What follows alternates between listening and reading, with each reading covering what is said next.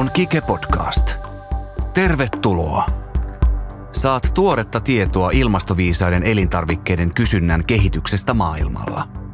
Viestejä, havaintoja ja signaaleja markkinanäkymistä ja kuinka suomalaisten elintarvikeyritysten bio- ja kiertotalousosaaminen on muutettavissa kilpailueduksi.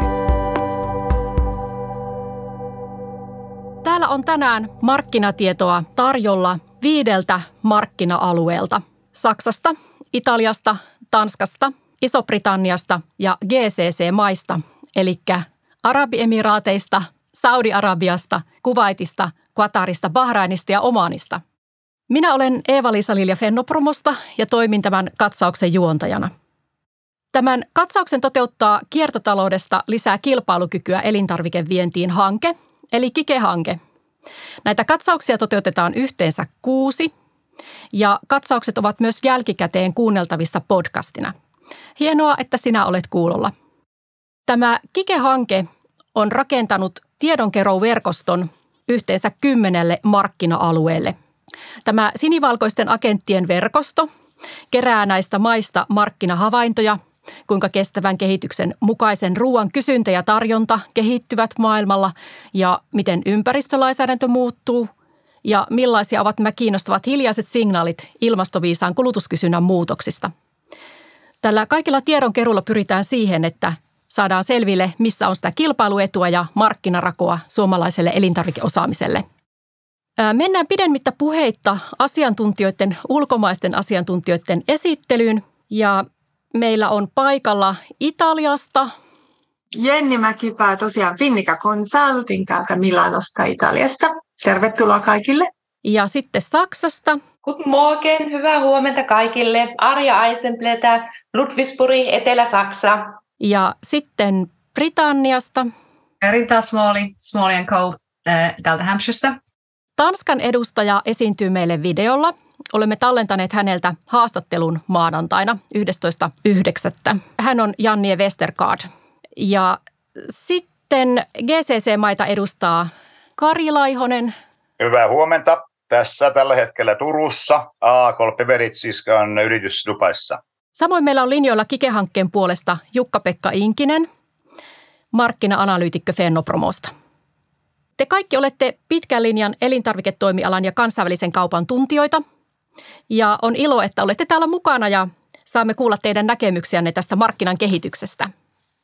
Alkusanoina vielä voisin todeta tämän hetken markkinaympäristöstä, että kaikki yritykset kamppailevat nyt tässä kustannusten nousun tilanteessa ja tuotteiden kysyntään vaikuttaa kuluttajien ostovoiman heikkeneminen. Kuluttajat ostaa halvempia tuotteita ja miettii tarkkaan ostoskoriaan. Ja kuinka taklataan vielä tämä talouden taantuma, joka meitä nyt uhkaa, niin ilman merkittäviä takaiskuja liiketoiminnassa ja tuotekehityksessä, innovoinnissa, investoinnissa ja viennissä. Sitä suuremmalla syyllä tarvitaan tällaisia yhteisiä hetkiä, kuten tänään tässä markkinakatsauksessa, yhteisiä markkinahavainnoinnin hetkiä, jotta osaamme mahdollisimman hyvin luodata eteenpäin tässä tilanteessa. Ja me Kikessä olemme mielellämme mukana osaltamme etsimässä ja tarjoamassa niitä ratkaisuja, joilla liiketoimintaa voidaan menestyksellisesti eteenpäin viedä. Teemana tänään erityisesti on food service. Tämä on yleisöltä tullut toive ja käsitellään muun muassa tämän tyyppisiä aiheita, kuinka Horeca-tukkutoiminta on kehittynyt kohdemaissa, raaka-aineiden hankinta, vastuullisuus, läpinäkyvyys, kuinka ilmastoystävällinen ruoka näkyy kohdemaiden ammattikeittiöissä, julkisissa yksityisissä ruokapalveluissa ja onko kestävä ruoka brändäyskeino?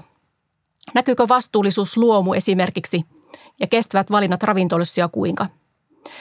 Näitä käsitellään, mutta myös muita yleisiä aiheita taloustilanteesta ja yleisesti ilmastoviisaasta elintarvikeviennistä.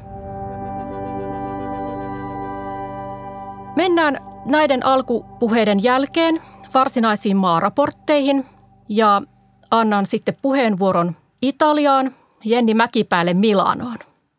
Ole hyvä, Jenni. No niin, tänään siis aiheena Horeca ja mulla on tällainen vähän niin kuin globaalimpi aihe tänään, ehkä ei pelkästään Italiaan liittyvä, mutta ehkä vähän globaalimpi. Mutta miten vastuullisuus näkyy niin kuin kentässä muuten ja minkälaisia niin kuin optioita tämän vastuullisuuden toteuttamiseen niin kuin yritysjohdolla on. Ja siis puhutaan tällaisesta kuin B Corp-liikkeestä. Oikein lyhyesti vaan, kuka vielä minä olen, jos joku ei nyt linjoilla olevista tunne vielä. Eli tosiaan Finnica Consulting on Milanossa toimiva kansainvälistymiskonsulttiyritys, jonka on perustanut 2016. Ja tosiaan olen erikoistunut food and beverage, elintarviketeollisuusalalle ja myös life science ja sanotaan terveyssektori on mun erikoistumisaloja. Ja täällä teen paljon töitä erilaisten suomalaisten yritysten kanssa, erityisesti nimenomaan Italian markkinoiden avauksessa ja markkinakehityksessä paikallisesti. Okei, mutta sitten vähän tästä B Corpista enemmän. Eli mikä tämä on, en tiedä onko monikaan kuullut tämmöisestä konseptista. B Corp on liike, joka on syntynyt jo vuonna 2006 USAsta lähtöisin, eli ei Italia syntyinen ollenkaan, mutta tämä nyt ponnahti esille aiheeksi tässä niin kuin viime vuosina, koska myös täällä Italiassa olin alkanut näkemään, että näitä B Corp-yrityksiä alkoi olla yhä useammin tulla vastaan. Ja Yhdysvalloissa tosiaan silloin jo 2006 perustettu liike, jonka ajatus oli nimenomaan niin kuin vastuullisemman talousmallin luominen. Ja ehkä just tämä idea lähtee tällaisesta, että there is no planet B, eli ei ole plan B, että jos tämä meidän maapallomme ei pysty niin kuin, käsittelee näitä, miten me tällä hetkellä hoidetaan tätä asiaa, niin sillä ei ole enää toista vaihtoehtoa. Eli nyt on se aika, että pitää miettiä sitä Planet B:tä. Sitten seuraavina vuosina tämä B Corp-liike, tai jonka varsinainen organisaation nimi on siis B-Lab, niin siitä tuli tällainen sertifiointiorganisaatio, joka alkoi sertifoida yrityksiä erilaisten sosiaalista ja ympäristöstandardien mukaan vastuullisemmalla yritystoimintamallilla. Monet yritykset nimenomaan käyttää tätä B Corp-termiä, tai Italiassa esimerkiksi Società Benefit, ihan tällainen niin kuin, yritysnimen perässä. Viestimään just, että he ovat B Corp ja seuraavat tiettyjä vastuullisuus- ja kestävän kehityksen periaatteita. Tässä välissä kysyn jo Jenni muiltakin, että miten te muiden kohdemaissa, niin oletteko törmänneet tähän ja tämän käytön laajenemiseen, tämän sertifikaatin? Täällä Saksassa mä tutustuin siihen, että se ei ole täällä suuresti kartalla. Siinä on tällä hetkellä mukana 40 yritystä. Että se kyllä löytyy, mutta ei ole vielä silleen hirveästi esillä. Aivan. Suomestakin nopeasti katsoin tuossa tietoja, niin ilmeisesti tämä on meilläkin tulossa. Tällainen vastuullisuuteen erikoistunut bränditoimisto Fabrik erityisesti Suomessa ajaa tätä asiaa ja he tavoittelevat 200 yrityksen liittymistä Suomessa tämän vuoden aikana. En tiedä, missä vaiheessa ollaan siinä asiassa menossa, mutta ilmeisesti maailmanlaajuisesti noin muutama tuhat. Sen takia itse asiassa just näiden kasvuluvut on aika kovat tällä hetkellä, niin vaikuttaa olevan sillä lailla aika mainstreamia jo tietyillä alueilla. Suomessa näytti olevan, elokuussa tarkastelin vähän noita numeroita, niin 5 yritystä sertifioituna Suomessa. Italiassa ollaan paljon pidemmällä ja esimerkiksi Benelux-alueella on ja Ranskassa on myös paljon. Juu, Keski-Euroopassa tämä alkaa olla jo ilmeisesti tutumpi. Ainakin tuolla maailman messuilla, kun kiertelee, niin vuodesta vuoteen ja messusta messuun, niin tämä B Corp, niin se näkyy enemmän ja enemmän siellä. Että se alkaa olla tosi aika hyvin jo esillä näillä isommilla elintarvikemessuilla. Totta, ja UK:ssa ainakin 1500 käsittääkseni rekisteröintiä jo. Joo, se alkaa jo olla merkittävää. Joo, kyllä just tämä trendi näyttää olevan kyllä sillä lailla. Itse varmaan törmäsin ensimmäisiin B Corpeihin, olisikohan nyt 5-7 vuotta sitten tai näin. Mutta viime vuosina, erityisesti nyt niin kuin koronan aikana ja jälkeen niin tuntuu, että nämä on yleistynyt voimakkaasti. Mutta että lyhyesti vielä tästä, että mikä tämä B tässä B Corpissa on, eli B tulee sanasta beneficial, että on hyötyjä erilaisille osapuolille, että yritystoiminnassa pitää ottaa huomioon niin kuin näkökulmat hyvin laajasti. Ja tosiaan beneficial voi olla, että hyötyjä pitää löytyä siis sekä ympäristölle, kasvikunnalle, mutta myös sijoittajat otetaan huomioon, eläinkunta, alihankkijat, toimittajat ja tietenkin työntekijät ja ehdottomasti asiakkaat. Ja nämä kaikki osa-alueet on tässä B Corp-mallissa otettu huomioon ja niitä arvioidaan tässä sertifiointin saamisprosessissa. Sitten näistä luvuista. Tämä on tietenkin mielenkiintoista vähän arvioida, että minkälaisessa, että onko tämä nyt sellainen liike, joka oikeasti on merkittävä, ja onko se semmoinen toimintamalli, että jokaisen yrityksen ehkä pitäisi miettiä, että onko tämä sellainen asia, jonka kautta halutaan kommunikoida omaa vastuullisuuttaan ja organisoida omaa kestävän kehityksen strategiaa. Tuntuu olevan aika eksponentiaalinen kasvukäyrä, ja vuonna 2020 oltiin jo 4 000 ja tosiaan nyt 7 000 yritystä on jo mukana. Tämä siis on kaikilla toimialoilla yli 161 toimialaa on mukana tässä tällä hetkellä, että hyvin laajasti, ja kaiken kokoiset yritykset voivat myös käyttää tätä B Corp-työkalua. Tämä on siinä mielessä hieno asia, että meillä on suuri pula näistä kansainvälisistä standardeista, joilla voidaan tätä ympäristöystävällisyyttä todentaa. Että meillä aikaisemmissakin Kike-markkinakatsauksissa on tästä jo paljon keskusteltu, että miten näiden ympäristömerkkien viidakko on valtava. Ja kuluttajat ovat hyvinkin epätietoisia, että mitä ne toisiinsa suhteessa merkitsevät.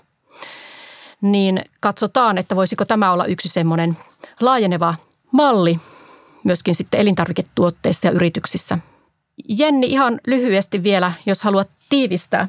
Joo, eli en mene detaljeihin ollenkaan, ja tästä löytyy paljon tietoa netistä, kuka haluaa sitten tietää enemmän, mutta sanotaan, että tämä B Corp-sertifiointi niin perustuu 3 pääkriteeriin, joka on verifioitu sosiaalinen ja ympäristövaikutteinen suorituskyky, nimenomaan se yrityksen suorituskyky, oikeudellinen vastuu ja julkinen läpinäkyvyys. Ja prosessista vaan, että mitä se käytännössä usein tarkoittaa. Nämä arviointiprosessit keskimäärin kestää 10-14 kuukautta, mutta semmoinen vuoden prosessi nyt ainakin tämä on monesti. Ja tämän prosessin aikana pitää sitten, jotta haluaa tämän B Corp merkin käyttöönsä, niin pitää sitten päästä siihen minimiarvoon 80, ja tämä skaala on siis 0-200 on sitten tämä B Impact Assessmentin näitä arvoja. Ja hakemus sinällään ei ole kovin kallis, se on kertaluontoinen hakemusmaksu, mutta sitten tietenkin tässä on vuotuiset sertifikaattimaksut, joka menevät sitten liikevaihdon mukaan, sanotaan 2 000 eurosta ylös, että tämä on niin kuin mallin. Horeca-sektoriyrityksistä, koska se on tänään teemana, niin halusin ehkä sen vaan nopeasti kommentoida, että myös Panino Justo oli Italiassa ensimmäinen Horeca-alayritys. Tässä on paljon elintarvikealayrityksiä jo mukana, mutta myös Horeca-yritykset ovat nyt alkaneet sertifioitua, eli siellä puolella tämä myös näkyy. Oikein hienoa. Vastaa siihen kysymykseen, mitä Horeca-puolellakin on mahdollista asian eteen tehdä. Oikein paljon kiitoksia, Jenni, tästä, ja kerrotaan, että kaikki nämä esitykset, jotka tässä kuulemme, niin ovat myöskin sitten tämän Kike-hankkeen verkkosivuilla saatavissa jälkikäteen ihan presentaatioina ja toki sitten myöskin podcastina kuunneltavissa jälkikäteen. Kuuntelet Kike-podcastia. Mutta siirrytään eteenpäin tuonne Keski-Euroopassa Saksaan, ja sieltä onkin mielenkiintoista sitten kuulla kuulumisia. Kaikki olemme varmaan hyvin tietoisia, että mitä kuuluu Saksan taloustilanteelle tällä hetkellä, ja nyt sitten kuullaan ilmastoviisasta näkökulmasta, mitä markkinoilla tapahtuu. Niin ole hyvä, Arja. Kiitos. Ja Eeva-Liisa, kuten sanoit, niin Saksassahan talous takkuilee tosi pahasti. Just julkaistiin viimeinen kuluttajatutkimus, niin sen mukaan vaan vajaa 20% saksalaisista on tällä hetkellä tyytyväisiä hallituksen toimiin. Ja tietenkin tuo hintojen nousu, niin se rasittaa täällä meidän kaikkien kuluttajien kukkaroa. Elintarvikkeiden hinnat nyt, jos verrataan vuosi sitten elokuuhun, niin ne on nousseet 11%, heilahdelleet aika paljon. Ja sieltä jos pari alaa vielä ottaa erikseen, niin esimerkiksi marmelaadit ja hunajat, niin ne on nousseet vajaa 20% ja leipätuotteet on myöskin nousseet tosi paljon. Mistä täällä tällä hetkellä elintarvikepuolella puhutaan? Eli paljon on keskusteltu tuosta ravintola-alan alvista. Sehän on tällä hetkellä täällä vielä 7% ruoka-annoksille. Se laskettiin koronan aikaan ja sitä alennusprosenttia jatkettiin nyt sitten energiakriisin myötä, mutta se ollaan nyt sitten nostamassa vuoden alusta tuohon normaaliin 19%. Ja ravintolat on täällä kovasti takajaloilla. He tietenkin haluaisivat, että tuo prosentti pidetään alhaisempana, koska ruoka-annosten hinnat on nousseet ihan valtavasti.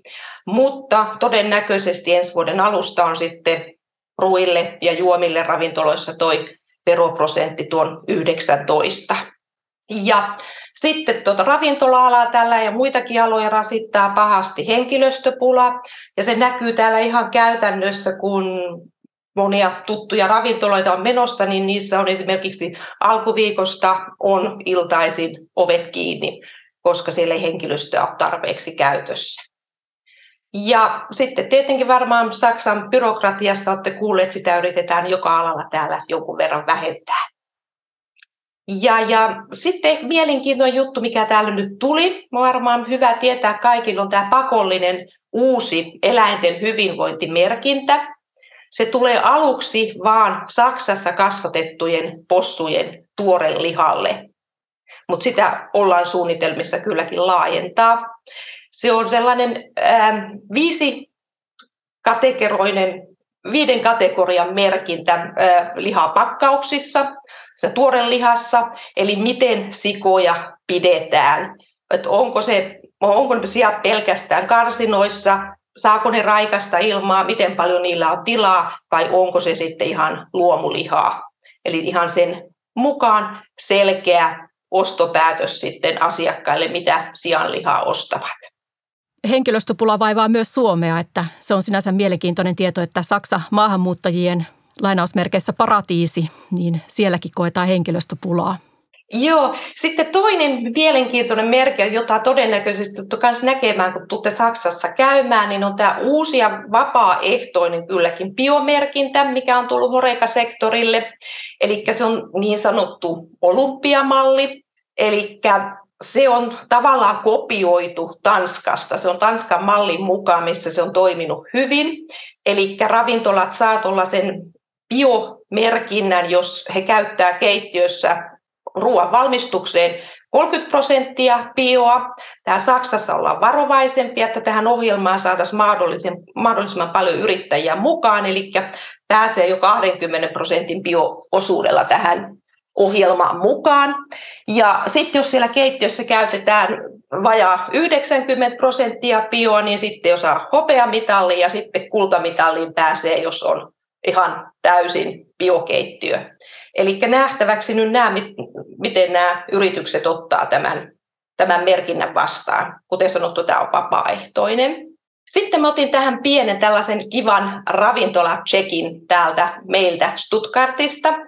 Tämä Heaven's Kitchen Zero Waste vegaaniravintola, se voitti tänä vuonna ravintoloiden perustamispalkinnon, sillä heillä tosi innovatiivisella konseptillaan. Siellä kun menee syömään, niin siellä illallisella kaikki ruoka-annokset, niin ne valmistetaan suoraan pöydissä, eli siellä ei lautasia käytetä lainkaan. Business-lounaalla kylläkin tulee ihan tavallisesti lautaselta, mutta muuten tällaisen ekologisen biopaperin päältä saa sitten syödä.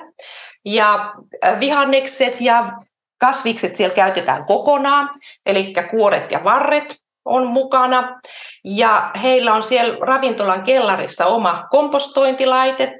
Se on sellainen, olisiko nyt pianon kokoinen vempain, missä sitten kierrätetään saman tien, eli siellä ei orgaanista jätettä synny lainkaan, ja kaikki ruoan tähteet saadaan sitten pelloille lannoitteeksi tosi äkkiä. Ja ruoka on hyvän makuista ja tosi mielenkiintoinen, kiva konsepti. Eli ensi kerralla, kun Etelä-Saksassa käytte, niin tänne hyvissä ajoin sitten pöytävaraus.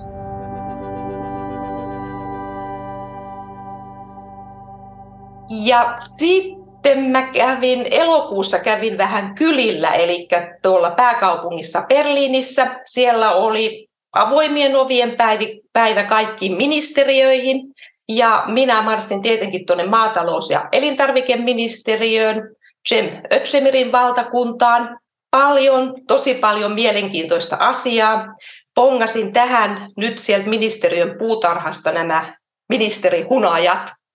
Tämän idean takana on Stadthonig Berlin, eli Berliinin kaupunkihunaja, yritys, joka hoitaa yli 25 mehiläisyhdyskuntaa kaikkien julkisten rakennusten yhteydessä Berliinissä. Tosi kivat purkit, pakkaukset oli tällä hunajalla ja sisältö oli hyvän makuista ja tuollainen 500 gramman paketti siellä maksoi 8 € ja sitten siitä 4,5 oli sitten toi pienempi purkki.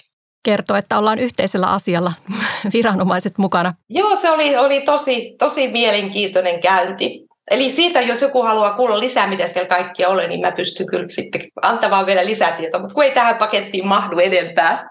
Ja sitten mä otin tähän vielä pari tukkuria mukaan. Metron ensimmäisenä. Metrohan varmaan nimenä on tuttu, kansainvälinen tukkukauppa. Heidän kotipaikkansa tuolla Nordrhein-Westfalenin osavaltiossa ja siellä Düsseldorfissa. Ja Metro tähän esitykseen ihan siitä syystä, että ne on nyt laajentaneet toimintaansa myöskin Ruotsiin ja Suomeen tämän Jopeko-yritysoston myöntä. Mä en tiedä kuulijoille, onko tämä Jopeko tuttu nimi, minulle ei. Mutta joka tapauksessa tämän Jopekon tytäryhtiö, niin se on johtava lihan, kalan ja äyriäisten toimittaja ja palvelee yli 4000 Horeca-asiakasta Ruotsissa ja Suomessa. Eli saattaa olla ihan mielenkiintoinen tieto, jos tähän metropuolelle suuntaatte, niin tämän myötä sitten vähän asiaan paremmin perehtyä. Ja Metrohan on iso kauppa, heillä on täällä yli 600 paikkaa, mistä he tekevät food service-jakelua. Tukkuliikkeitä on reilu 600 ja heidän liikevaihtonsa pyörii siinä 30 miljardin pinnassa. Työntekijöitä on vajaa 100 000. Ja sitten kun vastuullisuudesta puhutaan, niin tähän pikkasen mitä Metro tekee vastuullisuuden eteen. Eli he on tänäkin vuonna vahvistettu tämän FTSE for Good-indeksin jäseneksi. Se on kestävän kehityksen pörssinoteerattujen yritysten indeksi, ja se auttaa sijoittajia tunnistamaan yritykset, jotka täyttää korkeat ympäristövaatimukset. Ja lisäksi Metrossa keskittyy tosi paljon kaikkien omien brändien pakkausten kehittämiseen. Eli muovipakkauksia on yritetty minimoida ja sitten sertifoitua paperia ja pahvia käytetään paljon. Ja heidän pakkaus- ja muoviraportti tältä vuodelta on mielenkiintoinen lukea. Se löytyy sieltä Metron kotisivuilta ja on myöskin englanniksi. Ja niin yksi asia Metrosta ehkä vielä, mikä on hyvä tietää, että heillä on myöskin, ne haluaa tätä omaa private label-brändiä kasvattaa paljon, että se on niin kuin vuoteen 2030 mennessä sitä halutaan nostaa lähes 50%. Eli se saattaa olla myöskin hyvä tieto teille. Tämä oli hyvin kiinnostavaa tämä private labeliin liittyvä tieto. Siitä keskustellaan tässä katsauksen aikana vielä vähän lisääkin. Sitten vielä toinen iso tukkuripeluri. Täällä on tämä Transgourmet. Se on myös täyden palvelun talo ja toimittaa Horeca-sektorille päivittäin täällä yli 40 000 ravintolalle julkiseen pintaan tuotteita. Eli iso peluri täällä ja heillä on tämä oma biobrändi. Se on ensimmäinen tukkureiden biobrändi nimeltään Natura. Se tuli pari vuotta sitten markkinoille ja se voitti tämän Vegan Food Award-palkinnon nimellä paras vegaanibrändi. Ja vastuullisuuteen Transgourmet panostaa myös paljon. Suurena asiana heillä on tämän elintarvikehävikin vähentäminen. Täällähän Saksassa menee roskiin vuosittain, jos nyt oikein muistan, niin 11 miljoonaa tonnia elintarviketta ja siitä sellainen vajaa 10% tulee kaupan parista. Ja Transgourmet on kirjoittanut kovasti, että he haluaa vähentää tätä omaa hävikkiosuuttaan 50%. Keväällähän on Hampurissa tämä Internorga ammattilaismessut, jotka ovat food service-alan tärkein eurooppalainen tapahtuma. Että varmasti siihenkin voisi olla jonakin vuonna sitten Suomenkin osasto ihan paikallaan, että saataisiin sinne sitten suomalaista Horeca-tarjontaa esille. Laittakaa mietintä myssyyn. Kiitos Arja erinomaista esityksestä. Saksan taloustilanteestakin olisi ollut paljon enemmän keskusteltavaa. Se on meille tärkeä vientimaa ja varmaan monet yritykset ovat jo huomanneet sen, että siellä on haasteellista toimia nyt tässä tilanteessa.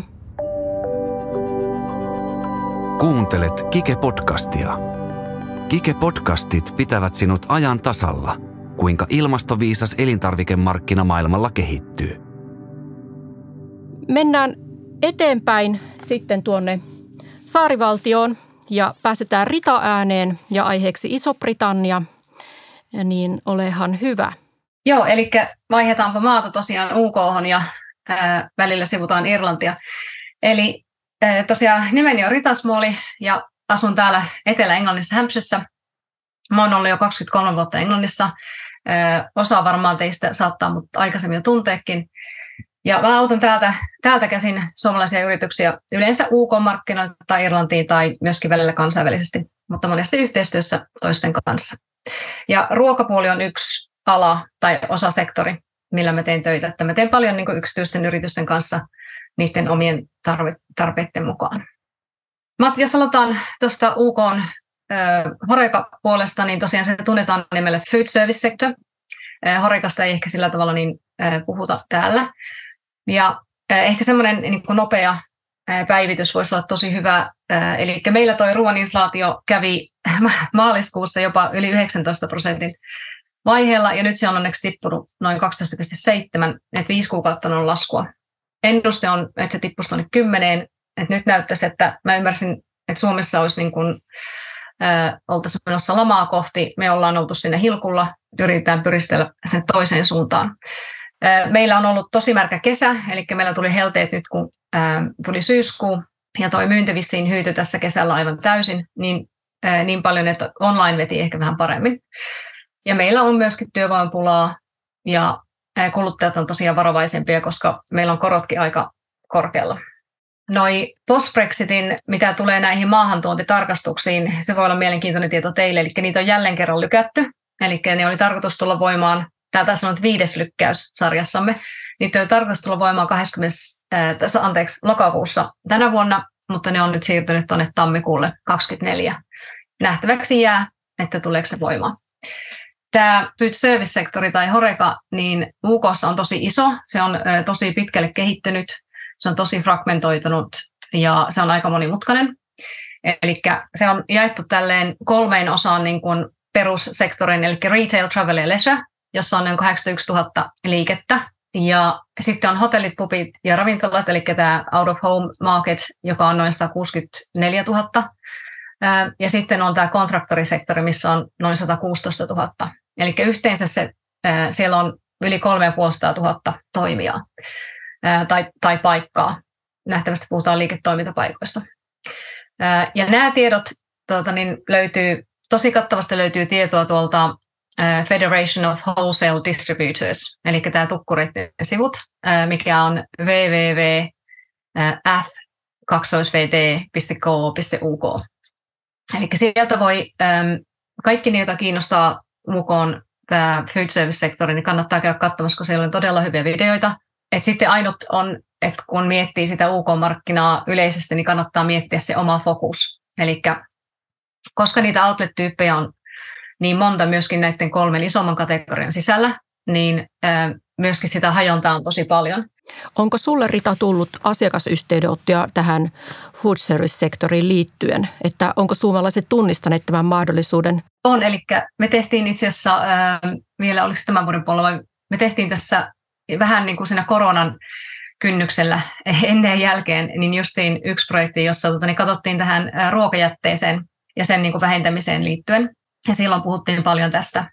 Ja se on itse asiassa aika hyvä esimerkki siitä, että jos puhutaan yleisesti niin kuin tästä kestävästä kehityksestä ruokapuolella ja varsinkin tällä niin kuin Horecan puolella, ja varsinkin näillä coast-sektori, eli mihin kuuluu kouluruokailut, vankilat ja nämä, niin se on todella, pitää olla todella kustannustehokas ja se voi olla ehkä aika hankala myydä sinne, mutta toisaalta ne tarvitsee sitä tehokkuutta.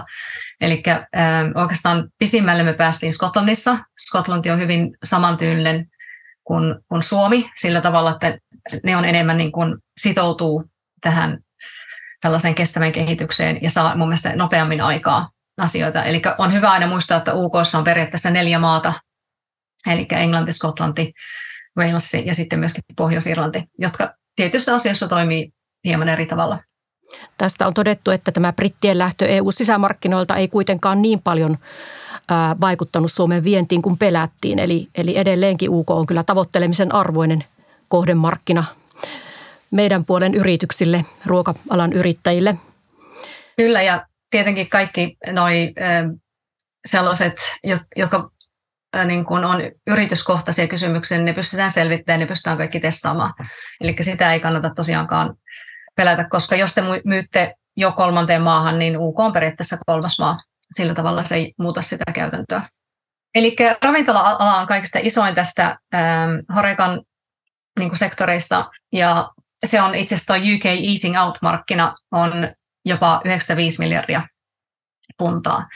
Ja se on kasvanut 4,6%, jos verrataan sinne ennen koronaa. Haasteena tietenkin meillä, kuten muuallakin, on elintasokriisi ja vähentynyt ulkona syöminen.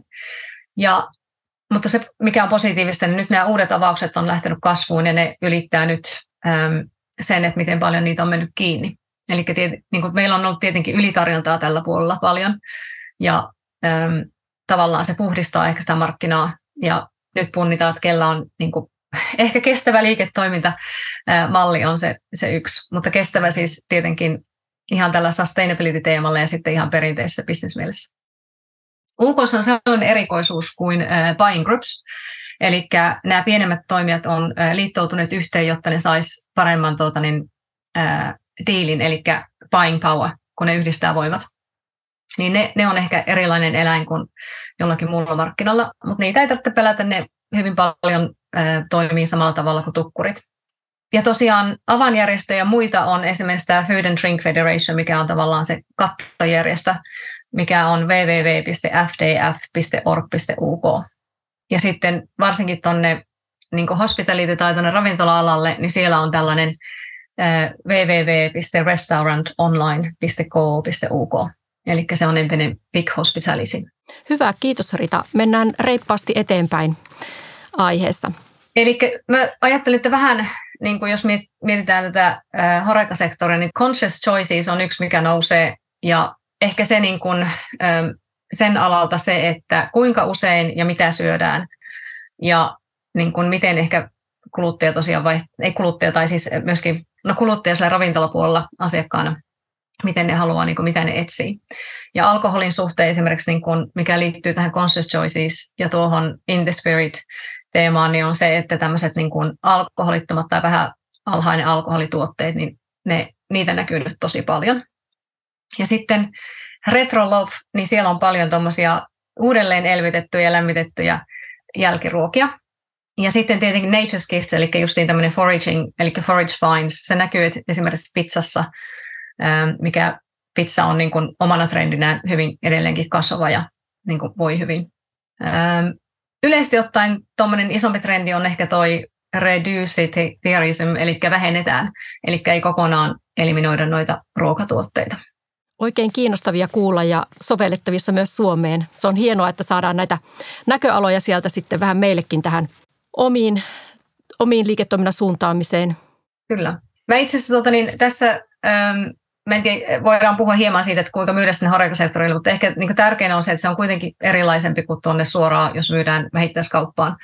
Eli pitää muistaa, että siellä lähtökohtaisesti on aina 2 niin kuin neuvottelukumppania, eli on se jakelija ja sitten se loppuasiakas. Ja UK:n kohdalla niin meillä on 3 isoa kansallista toimijaa, niin kuin tukkuria. Näistä mun mielestä oli myöskin kysymys sieltä yleisestä, eli meillä on Brakes, Bitfood ja Böke. Ja sitten on paljon myöskin muita toimijoita, mutta niistä löytyy tietoa sieltä sen tukkurisivulta, eli se FWD. Ja sitten meillä on myöskin näitä isoja, mitkä Suomessakin vaikuttaa, näitä catering-toimijoita, eli Kompassi, Sodexo, Aramark ja Elior. Se, mikä on tosiaan hyvä muistaa, 95% loppukäyttäjistä hankkii tuotteet vain jakelijan kautta. Eli sen takia on tärkeää, että teillä on hyvä maineinen jakelija niin kuin yhteistyökumppanina. Se pitää myöskin muistaa, että ne jakelijat ainoastaan listaa teidät tai ottaa teidät, jos teillä on mahdollisesti kiinnostuneita asiakkaita. Eli sen takia pitää puhua sekä sinne loppukäyttäjälle että sille jakelijalle. Ja ehkä semmoinen tieto, en tiedä miten hyvin tunnette markkinaa, mutta siis yleisesti ottaen tämmöisiä niin kuin suuntaantavia, niin jakelijamarkkinaali on noin 20-30% ja sitten loppukäyttäjän markkinaali on minimissään noin 40%. Sitten jos puhutaan ehkä noista tuotteista. Eli tässä on näitä UK:n semmoisia ehkä niin kuin tunnettuja isoja toimijoita tässä alalla. Eli mistä Jenni jo puhukin, tämä B Corp, niin meillä on esimerkiksi tämä Hans Food Group, mikä on iso, justiin tuonne catering-puolelle iso jakelija. Tällä food service-puolella, niin he on esimerkiksi B Corp Certified yritys. Ja sitten on Cotswolds Fare, joka tekee enemmän kyllä tuonne retail-puolelle, mutta myöskin jonkun verran tekee esimerkiksi niin kuin Frozen-kategoriassa tänne food service-puolelle. No sitten brändeistä esimerkiksi Innocent, mitä näkee myöskin paljon noissa kahviloissa ja muissa, eli nämä, mitä Suomessakin käsittääkseni on tämmöiset mehut ja smoothiet ja muuta, niin ne on B Corp. Ja sitten uusi, mitä mä nyt näin, on tämä Veg Life. Ja tämä oli itse asiassa mielenkiintoista, kun joku mainitsi sen YK:n niin kuin sustainability-ohjelman, niin tässä on paikallinen pieni toimija, jonka mä pongasin tällä viikolla tuolta messuulta, eli he ovat elvyttäneet tai tehneet uuden tämmöisen vegaanisen tuotteen, eli meillä on Englannissa sellainen tuote kuin Scotch Egg, eli tuonne jauhelihan sisään on perinteisesti istutettu tuommoinen keitetty kananmuna. Ja tämä on nyt täysin vegaaninen, eli ei ole lihaa näkyvissä. Ne oli todella hyvä makuisia. Eli mä ajattelin, että tässä olisi vähän niin kuin inspiraatiota siitä, että on mahdollista kehittää erilaisia tuotteita myöskin niin kuin niiden vanhojen tilalle. Yksi, mikä tietysti niin kuin yleisökin mainitsi, että tavallaan se tämmöinen ilmastoviisas kehitys ja tämmöinen niin kuin kestävä kehitys vastaan se liiketoiminnan niin kuin paine ja siitä, että se ollaan niin kuin profit making tai että tuotetaan sitä tulosta, niin BrewDog, joka oli aikaisemmin B Corp Certified, eivät ole enää, eli heiltä itse asiassa otettiin se pois, ja he totesivat, että heillä on tällä hetkellä, niin kuin, heillä on oma, mikä liittyy kestävän kehitykseen ohjelma, mutta se ei nähtävästi nyt sitten riittänyt tähän B Corpin standardeihin. Sieltä tuli paljon, se oli itse asiassa tämmöinen enemmänkin niin kuin ehkä kuluttajalähtöinen, että ne työntekijät alkoivat puhumaan siitä, että toimiiko ne sillä tavalla, kun sen aate vaatii. Joten joskus voi käydä niinkin, ja varmasti se on ihan totta, että se on aika haasteellista tämä liiketoiminta, mutta on myöskin paljon hyviä esimerkkejä. Jamie Oliver Group on esimerkiksi yksi. Kiitos Rita esityksestä. Siirrytään takaisin sitten tänne Pohjoismaihin ja kuullaan Tanskan markkina-asiantuntija Jannie Westergaardin haastattelu, joka on tätä katsausta varten tallennettu. Ja haastattelijana toimii markkina-analyytikko Jukka-Pekka Inkinen Fennopromosta. Kuuntelet Kike-podcastia.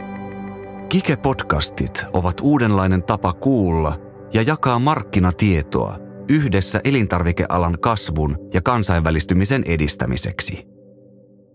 Joo, mä oon Jannie Westergaard ja olen tanskalainen, mutta olen työskennellyt Suomessa ja suomalaisten kanssa jo toistakymmentä vuotta ja olen koulutukseltani elintarviketietäjä, mutta teen kaikenlaista ja enemmän ehkä, mikä liittyy tähän tuleviin kestäviin ruokajärjestelmiin vähän niin kuin laajasti sanottuna. Ja vuodesta 2019 mä siirryn yksityisyrittäjä, kun mä perustin oman yrityksen Sense of Nordic Foodin, jossa konsultoin nimenomaan just tähän kestävään kehitykseen ja tulevien kestävien ruokasysteemien ja teen kaikenlaista, mikä liittyy tähän ruokamatkailuun ja elintarvikestrategioihin. Okei.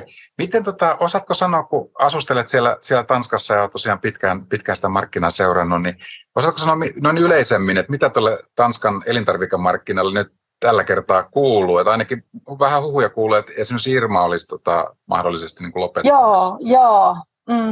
Ainakin meille kööpenhaminalaisille tapahtui aika iso mullistus tässä vuoden vaiheessa, kun Coop-ruokaketju, eli mikä vastaa S-kauppaketjuun Suomessa ilmoitti yhtäkkiä, että ne laittaakin Irma-ketjun kiinni, ja Irma kun on tunnettu nimenomaan siitä, että niillä on niin kuin paljon luomua ja ottaa myös niin kuin PK-yritysten niin kuin uusia tuotteita oman niin kuin konseptina niin kuin, heidän kaupoihin, mutta tämä nyt niin kuin loppuu tässä. Ja oli 65 kauppaa ja jäljellä on alle 10, sanoisinko 5 suurin piirtein. Ja viimeiset laitetaan nyt maaliskuun ensi vuoden puolella kiinni. Suurin osa lopetettiin jo toukokuussa itse asiassa. Se on aika iso mullistus, kyllä.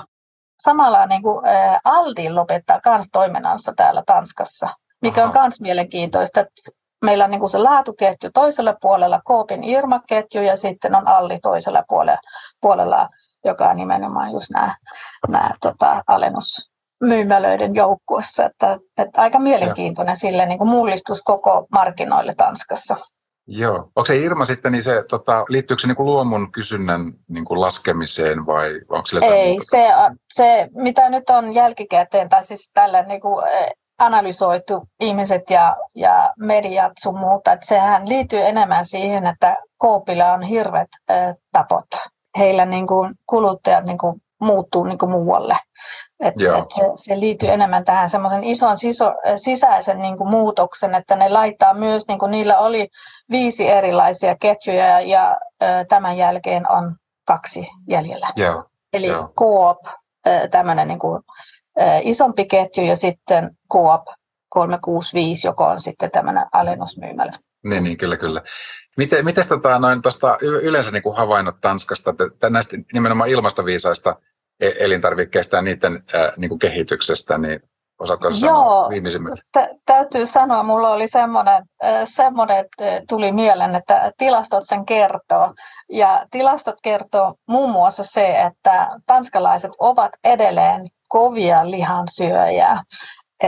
Oli ihan tässä viime viikolla semmoinen tutkimus, joka näytti, että vain 34% tanskalaisista haluaa vähentää lihansyöntiä.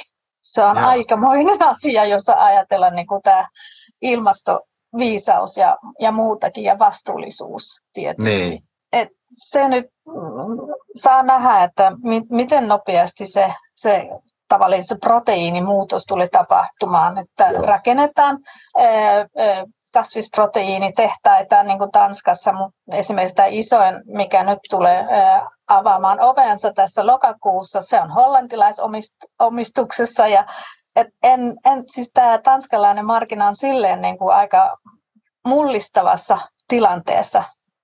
Transformaatio on käymässä, mutta saa nähdä, miten tulee käymään. Meillä on toisaalta sitten tulossa tämmöinen ilmastovero. Se on myös niin kuin tämmöinen iso juttu nyt tässä hallituksessa, ja kovat debatit on siitä, että laitetaan se vero niin kuin nimenomaan niin kuin tuotantoon, eli maatalouteen, tai sitten kuluttajalle maksettavaksi.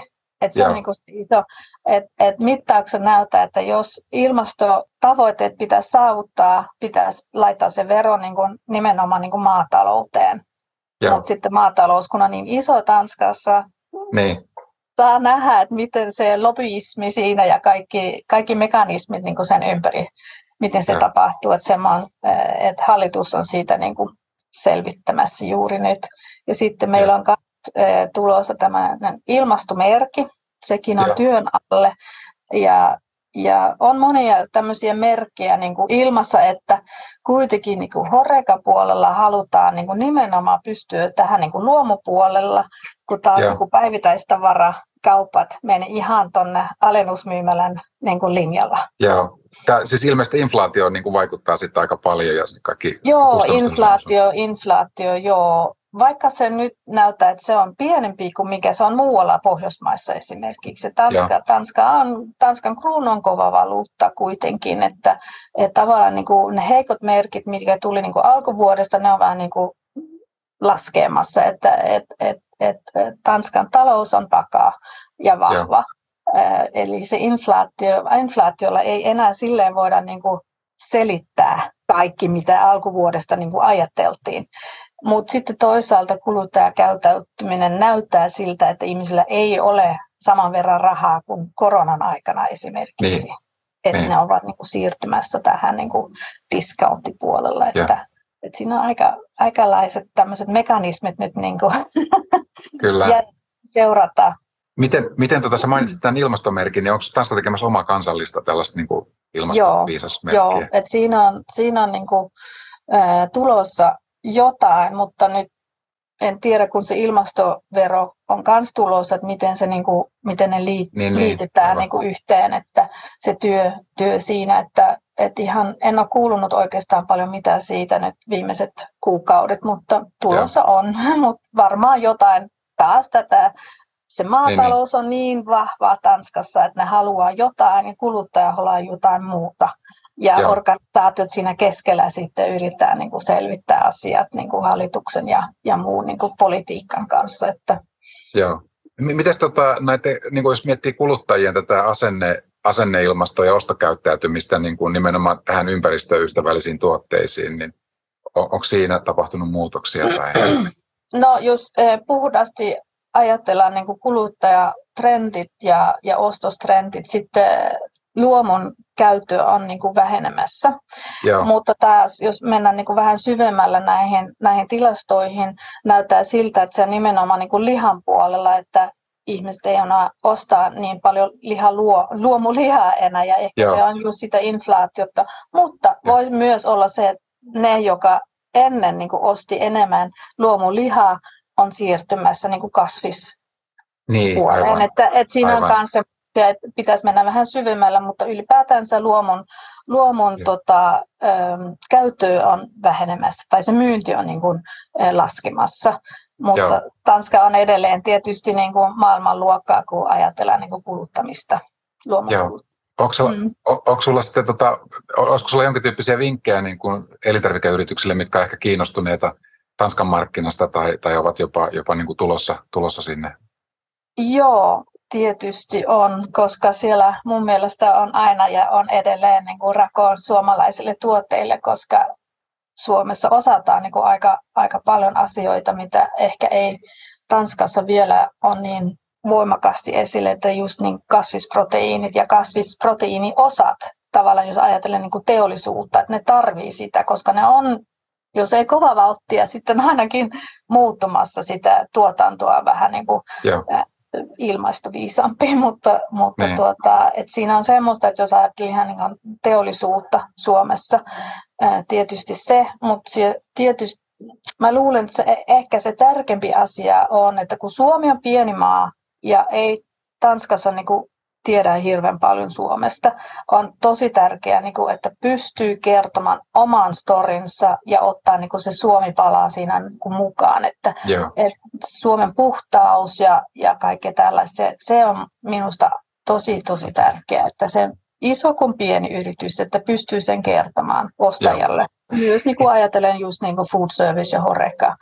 Food service ja Horecassa luomu on edelleen valta ja se on kova kilpailuvalta. Joo. Miten nuo tuotepakkaukset, kuinka paljon siellä Tanskassa niin kun pyritään pois niin kun muovista tai kuinka paljon se yritetään kierrättää tuotepakkauksia? Tai? Minusta tuntuu, Tanska ei ole ehkä ihan edelläkävijä siellä, että siinä olisi kyllä kans rako suomalaisille yrityksille, jos panostaa niin kuin siihen pakkausasioihin. Se on jännä, että Tanska ajatellaan niin kuin tämmöisenä innovatiivisempana maana, mutta konservatismi on niin iso ruoka-alalla, että se muutokset tietysti tulee nopeammin, mitä maailmassa niin kuin tulee, koska Tanska on vientimaa. Joo. Tanskan elintarviketeollisuus on vienti. Joo. Eli jos kuluttajilta tulee niin kuin se vastaus, että nyt täytyy muuttaa, sitten muuttaa. Mutta isoja mullistuksia tulossa, että sianlihan tuotanto oli viime vuonna 11 miljoonia, eli tuplaa siitä, mitä meillä on ihmisiä. Että se arvioidaan laskemaan nyt 1 miljoonalla tälle vuodelle. Se on kyllä aika paljon. Eli jotain muutoksia on koko aika tulossa, että miten nopeampi suomalainen yritys voi tulla siihen rakoon mukaan.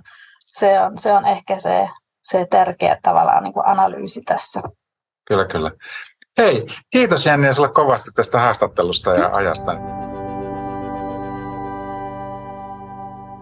Tämä oli kyllä mielenkiintoista kuulla näitä Tanskan havaintoja ja yleisestikin ottaen on kiinnostavaa kuulla, miten nämä talouden ja ympäristön tällaiset suuret tendenssit ja ilmiöt näkyy eri kohdemaissa vähän eri tavalla. Eli se kohdemaiden omaleimaisuus tulee tässä esille ja sanoisinko, että tämä on tämän Kike-katsauksen parasta antia, että saadaan kuulla eri maista erilaisia tilanteita ja sitten niistä yritetään muodostaa kokonaiskuvaa johtopäätöstä. Tanskassa todellakin tapahtuu kaupanrakenteessa kehitystä ja monissa muissa maissa samanaikaisesti, että tämähän tällainen taantumatilanne niin myöskin voi johtaa ja tällainen talouden epävarmuus siihen, että kauppaketjut etsivät uusia kumppaneita ja ostokohteita ja tapahtuu tätä konsolidoitumista. Seuraavana ja viimeisenä meidän katsauksen markkina-alueena siirrytään sitten sinne Lähi-Itään kyllä ja GCC-maihin ja siellä on sitten Laihosen Kari äänessä ja sinulla onkin siellä nyt sitten meille varmasti monipuolista kerrottavaa. Mun nimi on tosiaan Kari Laihonen ja on ollut yrittäjä vuodesta 1990. Ensin Jenkeissä 20 vuotta ja nyt viimeiset 8 vuotta ollut kustannuspaikka tuolla Dubaissa. Tämä on tämä sustainable market tässä kysymyksessä, mutta lyhyesti ensin näitä potentiaalisia asiakkaita tässä food service, mikä tässä on ollut suurempana ehkä tässä asiakasryhmässä. Eli tässä nyt on Dubain tai Emiraattien tilannetta tällä hetkellä ja potentiaalia, mutta käytännössä myös Saudeissa on hirveä kasvu parasta aikaa.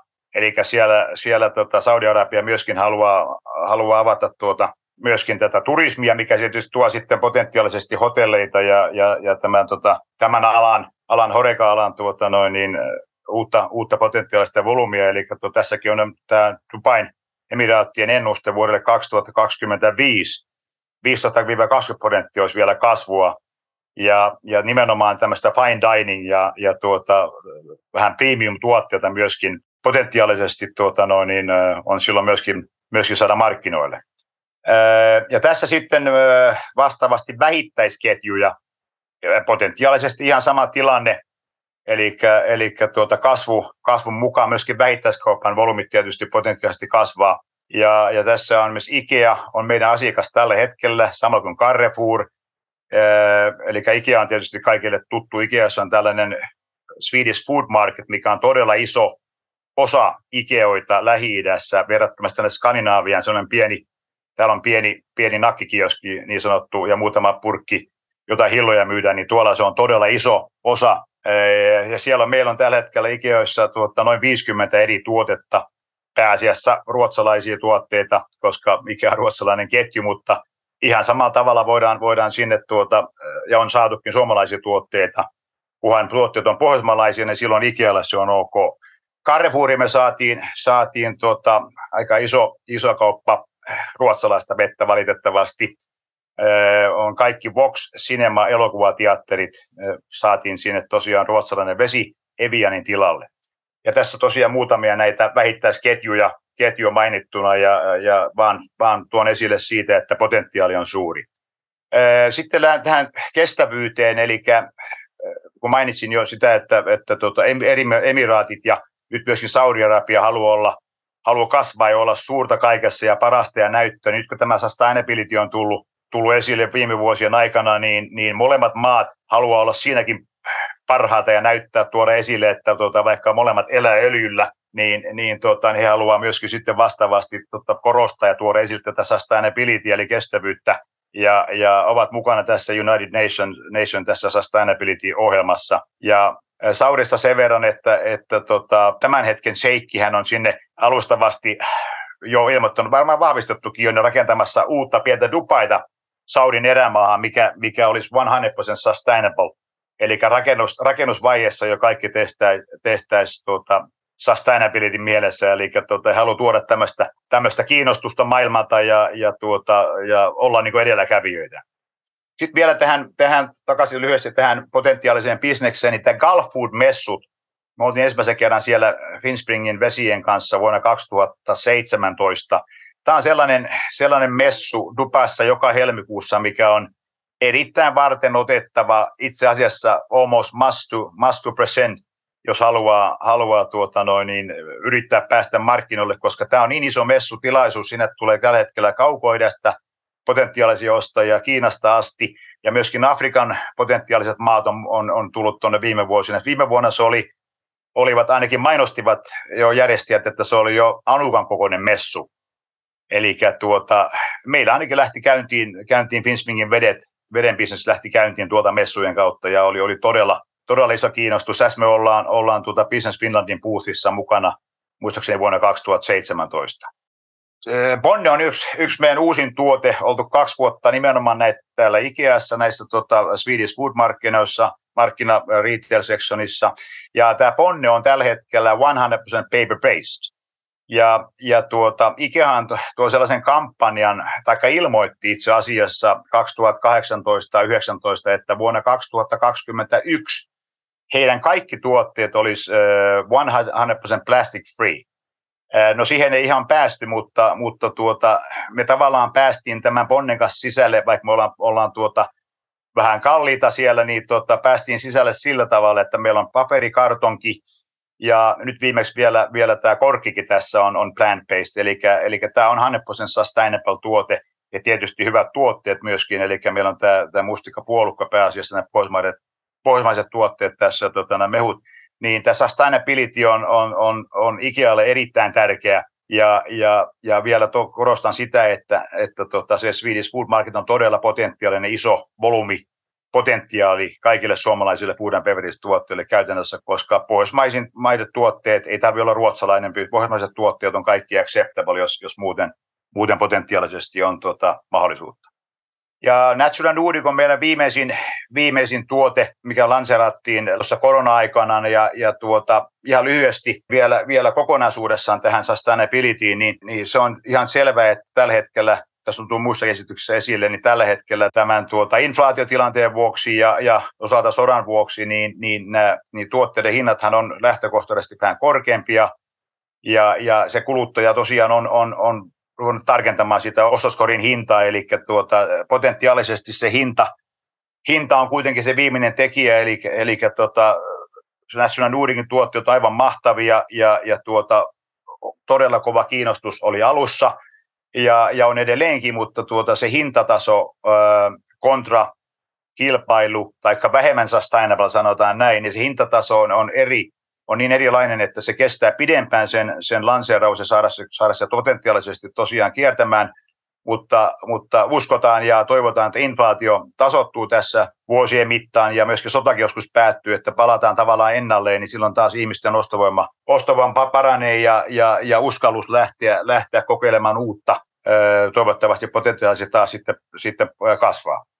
Ja mehän hoidetaan kaikki alusta loppuun, eli arabimaissahan täytyy olla arabiteksti. Monessa eri maassa, arabimaassa on omat vaatimuksensa. Pitää saada lokaalilta approvalit, local municipalilta saada approvalit, ja authorities on erilaisia eri vaatimuksia ja muuta, niin me tehdään kaikki tämä aasta setään itse, eli ollaan tavallaan opittu myöskin se prosessi sitten joka maassa, että mitä pitää tehdä, kun nähdään tuote, millainen tuote olisi kyseessä, esimerkiksi teiltä yrittää saada tuonne markkinoille, niin me tiedetään, mitä pitää niiden kanssa edetä, että saadaan hyväksyttyä ja saadaan leimat ja muut papereihin. Eli tässä lyhykäisyydessään tosiaan tämä, ja kun aika oli lyhyt ja toivon, että tästä tulee teiltä kysymyksiä ja kiinnostusta ja muuta, niin kaikki löytyy sitten tietysti sähköpostista, ja niin kuin sanottu, niin Kikellähän on kaikki meidän tiedot erikseen, eli kiitän tästä. Kippis. Kiitos oikein paljon tästä puheenvuorosta. Oli kiinnostava kuulla tämä katsaus ja myöskin näistä tuotteista, jotka olette olleet auttamassa sinne markkinalle ja jotka ovat saaneet silloin jalansijaa. Terveystietoisuus on nousussa ja ilmastoymmärrys ja ympäristöasiat siellä myöskin yhtä kaikki. Ja myöskin tämä turismin jatkuva kasvu niin luo markkinamahdollisuuksia sillä sektorilla. Nimenomaan siihen vielä korostaa monta kertaa enemmän sitä, että jos katsoo miten myös Emiraatit on kehittynyt tässä vuosien aikana kaupunkina, tiedetään millä se on kasvanut, mutta se, että se turismi on se, mikä tuo tätä sustainabilityä sinne, ja silloin kun ne huomaa sen, että se on tärkeää, niin silloin ne haluaa panna siihen rahaa kiinni ja näyttää ja kertoa, että me osataan tehdä tämä parhaiten ja haluaa tehdä sen parhaiten. Eli potentiaali on suuri, mutta niin kuin sanoin, tällä hetkellä tämä tilanne tulee esille monessa esityksessä. Eli inflaatio ja tämä sota toisaalta niin vaikuttaa nyt kuluttajan ostokäyttäytymiseen valitettavasti, että on tällä hetkellä tilanne on plus minus nolla sillä tavalla, että mihin kannattaa keskittyä, mutta ilman muuta kestävyystuotteet tulee olemaan jatkossa ehdottomasti ne, mitä kansa haluaa ostaa ja millä pitää mennä eteenpäin. Tämä on totta. Lyhyellä aikajänteellä nyt tehdään sopeutustoimia liiketoiminnassa, mutta kuitenkin, että katse on mahdollisimman hyvin pystytään pitämään sillä kaukana, koska nämäkin on isoja investointeja, mitä näihin ympäristöaiheisiin liittyy, ja silloin täytyy olla siellä suunta selvillä pitkällä tähtäimellä, mitä ollaan tekemässä. Sen verran pieni huomautus, että kun Kari tuossa mainitsi nuo Gulfoodin messut, niin semmoinen, että mehän Fennopromo ja Messaforum, mehän tehdään Suomen yhteisosastot ensi vuonna niin hyvin useisiin messuihin, Biofahiin, Foodexiin, PLM-maahan. Me pystytään tekemään myöskin tuon Dubain messuun yhteisosasta, jos me saadaan sinne riittävästi vaan yrityksiä mukaan. Että kannattaa olla minun tai Eva-Liisa yhteydessä, jos nämä isot elintarvikemessut ja vienti maailmalla kiinnostaa. Oikein hyvä, kun JP otit tämän asian esille. Eli messutoiminta jatkuu toivon mukaan kasvaen siitä, mihin me olemme tällä hetkellä vielä tottuneet tässä Suomen kansainvälisissä markkinointipromootioissa. Ja myöskin Karille vielä siitä kiitokset, että on hienoa kuulla, että siellä Lähi-idässä on myöskin kontakti, joka pystyy sitten paikallisille markkinoille auttamaan suomalaisia. Että hienoa, että olit mukana tässä katsauksessa. Kuuntelet Kike-podcastia. Kike-podcastit pitävät sinut ajan tasalla, kuinka ilmastoviisas elintarvikemarkkina maailmalla kehittyy. Mennään tämän yhteisen aikamme loppua kohti ja yhteenvetona tästä katsauksesta voi sanoa, että kestävän ja kannattavan liiketoiminnan tavoitteet ovat samat. Se on jälleen täällä tänäänkin tullut esille. Nyt välittömänä haasteena meillä on taklata tämä vaikea taloussuhdanne, mitä kohti ollaan menossa. Ja kuitenkin se on meidän hyvin tärkeää muistaa, että meidän kestävää kehitystä tukevat tuotteemme eivät ole mitään aletuotteita, että niillä on tietty hinta ja tietty merkittävä arvo. Ja se, mitä nyt tässä hetkessä tarvitaan, niin on tätä markkina- ja jakelutieosaamista, jotta pystytään, vaikka ympärillä toimintaympäristössä on monenmoisia haasteita, niin pystytään sitä liiketoiminnan kannattavuutta parhaamme mukaan ylläpitämään. Ja myöskin tämä on hyvä muistaa, että tämmöisenä vaikeana aikana niin monesti niitä markkinaosuuksia jaetaan uudelleen ja se voi myös avata ihan uusia bisnesmahdollisuuksia. Että me halutaan olla tätä tämmöistä toivorikasta viestiä tuomassa tämän ilmasto- ja kestävän kehityksen näkökulman kautta, että ainakin tässä on semmoinen pitkän jänteen tulevaisuuden kasvu. Ja koska Kike haluaa olla ajan hermolla ja aina myöskin reagoida siihen, mitä elintarvikeyrityksissä on meneillä ja tarpeena, niin seuraavaa Kike-katsausta suunnitellessamme päätimme, että tämä marraskuun Kike, joka on viimeinen tämän vuoden markkinakatsaus, niin silloin tullaan keskittymään ihan puhtaasti pelkästään tähän premium private labelin. Ja minkä takia premium private label, niin pyrin tässä sitä vähän avaamaan. Eli todellakin kun nyt tämä ostovoima rapautuu, niin siellä sun täällä lähes tulkoon kaikilla markkina-alueilla, niin kauppa tuo tarjolle enenevästi omia merkkejään. Ja private labelin osuus myynnistä kasvaa. Mutta näin kun ajatellaan vientikaupan kannalta, niin valmistajan merkillä maailmalle menossa on monia etuja. Siinä se oman brändin rakentamisen kustannus ja vaikeus ja markkinoinnin haaste, niin voidaan osittain niitä ohittaa. Mutta kyse ei olekaan todellakaan mistään halpuuttamisesta. Eli se voidaan tässä kokonaan unohtaa, tämä tyypillinen private label halpuuttamisen ajatus, vaan puhutaan pelkästään premium-brändeistä. Eli kaupan merkeistä ja sitten valmistajien omista brändeistä, premium-brändeistä. Me halutaan teille, hyvät elintarvikealan toimijat, niin tuoda viestiä siitä, että minkälaiset kansainväliset yritykset, ketjut tekevät tämmöistä premium private label kauppaa ja jossa voisi olla sitten suomalaisille markkinointimahdollisuuksia tai myyntimahdollisuuksia mennä mukaan. Ja haluamme myöskin tuoda tästä palveluliiketoiminnan ajatuksesta teille viestiä, että mitä se on sitten tällaisessa premium-tasolla korkeamman hintapisteen tuotteessa sen private label-kaupan käyminen, niin siitä tuodaan teille asiantuntemusta ja myöskin sitten kansainvälisiä markkinakohtaisia näkemyksiä hyvin konkreettisesti. Tässä oli tämä tämänkertainen Kike-katsaus ja kiitos sinulle, että olit kuulolla. Jäädään odottamaan seuraavaa tapaamista. Kuuntelit Kike-podcastia. Markkinatietoa jakoivat Jenni Mäkipää Finnica Consultingista Italiasta. Rita Smolli Smolli & Costa Iso-Britanniasta. Janni Westergaard Sense of Nordic Food-yrityksestä Tanskasta. Kari Laihonen AAKL Beverages-yrityksestä Arabiemiraateista ja Jukka-Pekka Inkinen Fennopromosta. Juontajana toimi Eeva-Liisa Lilja Fennopromosta. Podcastin toteutti Kiertotaloudesta lisää kilpailukykyä elintarvikevientiin Kike-hanke. Kuultu podcast oli 3. 6 Kike-podcastin sarjasta. Kaikki jaksot julkaistaan tällä kanavalla. Pysy tuoreen markkinatiedon äärellä.